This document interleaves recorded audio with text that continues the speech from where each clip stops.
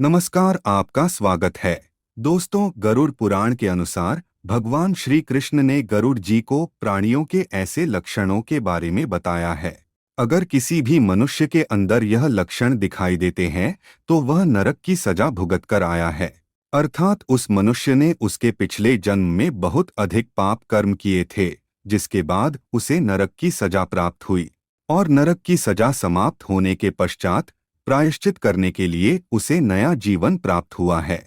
इस जन्म में वह व्यक्ति प्रायश्चित करके मुक्ति पा सकता है।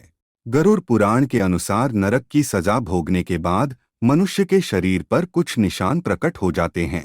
इन निशानों से यह अंदाजा लगाया जा सकता है कि वह नरक से लौटकर आया है। यदि किसी मनुष्य को उसके अंदर ऐसे लक्षण दिखाई दे तो उसे समझ लेना चाहिए कि पिछले जन्म में उसने बहुत अधिक पाप किए हैं। इसीलिए उसे मोक्ष की प्राप्ति के लिए इस जन्म में अच्छे कर्म करने चाहिए। धर्म कार्य करके ईश्वर को प्रसन्न करना चाहिए, ताकि मृत्यु के बाद उसे फिर से मृत्यु लोक पर लौटना न पड़े और वह मोक्ष को प्राप्त कर सके। दोस्तों, गरुड़ पुराण हिंदू धर्म के प्राचीन ग्रंथों में से एक है। इसकी रचना इतनी प्राचीन है कि आज तक कोई भी इस महापुराण को पूर्ण रूप से समझ नहीं पाया है। यह साक्षात भगवान श्री कृष्ण और गरुड़ जी का संवाद है। इस ग्रंथ में संसार के ऐसे रहस्यों के बारे में बताया गया है जिसे सुनकर बड़े बड़े वैज्ञानिक भी हैरान हो जाएंगे। इस महाग्रंथ में मनुष्य के जन्म से लेकर मृत्यु तक की सभी अवस्थाओं का वर्णन किया गया है। जन्म के समय शरीर में आत्मा कैसे प्रवेश करती है और मृत्यु के बाद आत्मा का क्या होता है, आत्मा कहाँ जाती है, उसके जाने का मार्ग कौन सा है, नरक और स्वर्ग लोक कहाँ पर है और उनका दृश्य कैसा है, नरक में कितनी प्रकार की सजाएं होती है, आदि बहुत ही महत्वपूर्ण विषयों पर जानकारी दी गई है, जो प्रत्येक मनुष्य को अवश्य ही जान लेनी चाहिए।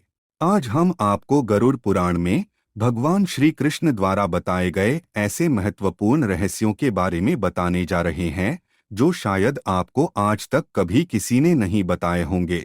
यह रहस्य साक्षात भगवान श्री कृष्ण ने मानव जाति के कल्याण हेतु गरुड़ जी को बताए हैं। श्री कृष्ण कहते हैं कि जो मनुष्य जीवन में पुण्य से अधिक पाप कर्म करता है और पृथ्वी लोक पर उन पापों के लिए प्रायश्चित भी नहीं करता है तो उसे मृत्यु के बाद नरक में जाना पड़ता है। नरक में उसके पाप कर्मों के आधार पर सजा का प्रावधान किया जाता है और नरक में उसकी सजा की अवधि भी तय की जाती है। कुछ प्राणी 1 वर्ष तक नरक में सजा भुगतते हैं तो वही कुछ प्राणियों को हजारों वर्षों तक नरक में सजा भुगतनी पड़ती है। यह उसके पाप कर्म पर ही निर्भर करता है कि उसे कितनी कठोर सजा प्राप्त होगी। और जब उसके नरक की सजा की अवधि समाप्त हो जाती है तो उसे फिर से मनुष्य का जीवन प्राप्त होता है ताकि वह प्रायश्चित कर सके और स्वयं को इस संसार के बंधन से मुक्त कर सके। लेकिन जब भी वह नरक की सजा भुगतकर मनुष्य का अथवा किसी अन्य प्राणी का जन्म प्राप्त कर लेता है तो उसके शरीर पर कुछ निशान दिखाई देते हैं, जिससे साफ साफ समझ में आता है कि वह नरक में सजा भुगत कर आया है।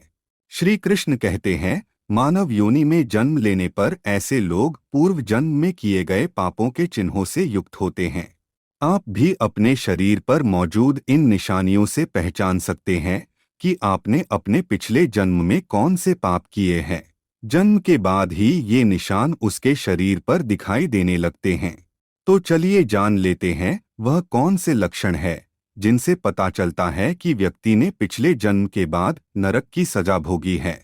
सबसे पहला लक्षण भगवान श्री कृष्ण कहते हैं, अगर कोई मनुष्य पिछले जन्म में असत्यवादी होता है अर्थात अत्याधिक झूठ बोलकर धन कमाता है तो उसे नरक में सजा प्राप्त होती है। और जब वह फिर से जन्म लेता है तो दूसरे जन्म में वह हकलाकर बोलने वाला बन जाता है अथवा उसकी वाणी में दोष होता है। दूसरा लक्षण, अगर कोई मनुष्य पिछले जन्म में निष्पाप जानवरों पर अत्याचार करता है तो वह भी नरक में ही जाता है और दूसरे जन्म में वह गूंगा बन जाता है। तीसरा लक्षण, पिछले जन्म में जो मनुष्य अकारण ही किसी की हत्या करता है और नरक में जाता है तो अगले जन्म में उसे कोढ़ युक्त शरीर प्राप्त होता है, अर्थात हत्या करने वाले व्यक्ति दूसरे जन्म में कोढ़ रोग से ग्रासित हो जाते हैं।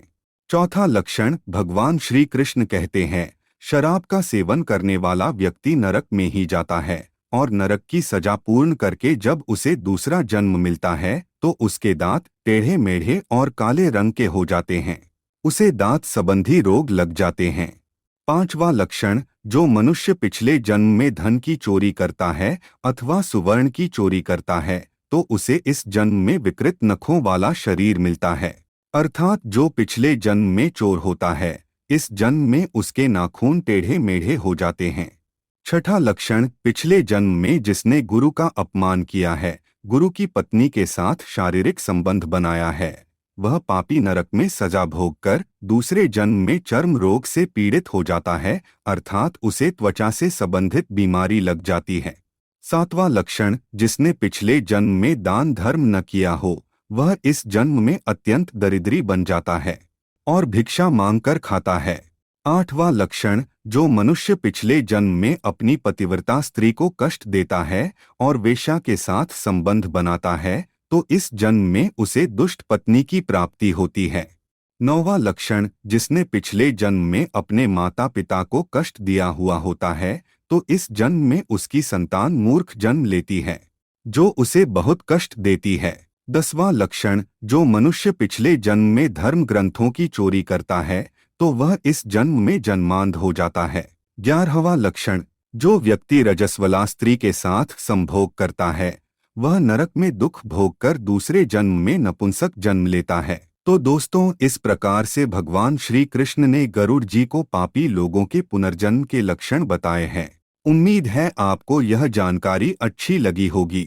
वीडियो को लाइक जरूर करें, कमेंट में जय श्री कृष्ण अवश्य लिखें, साथ ही चैनल को सब्सक्राइब करें। आप सभी का धन्यवाद।